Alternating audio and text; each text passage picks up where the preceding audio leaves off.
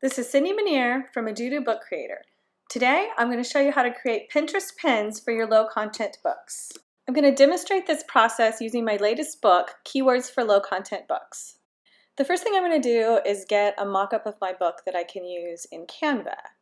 So I'm going to start off by picking one of these mock-ups to use. I'm going to go with this one. Then you click on the next button. I'll put a link to this mock-up in the description.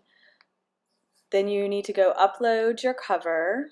Click on Browse and find your front cover. And then you need to click on Upload to get it to upload. And there it is. Then you're going to click on Next.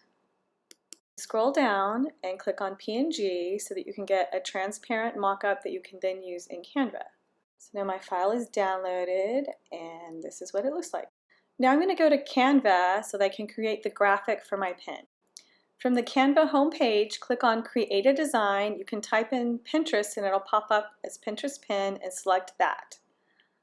Canva has a bunch of different templates that you can use for your Pinterest pin. You can scroll through it and whichever one you like, then you can just pick one. I'm going to go with this one.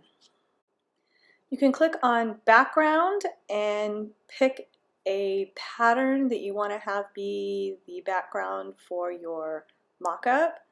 I'm just going to go with the bricks for now. Then I'm going to drag in the mock-up that we just created and stick it where that picture is.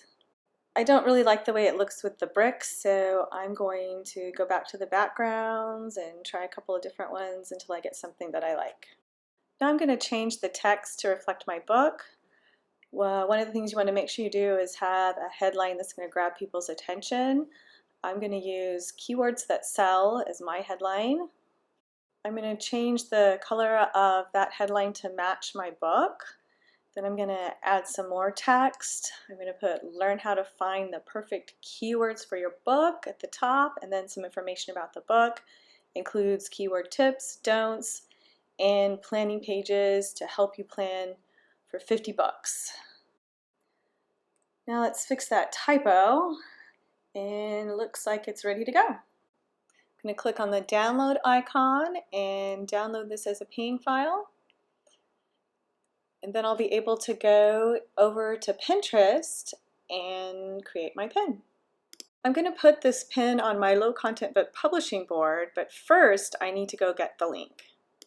To get an affiliate link, you need to start off by getting your ASIN number, which is the last part of the URL for your product page.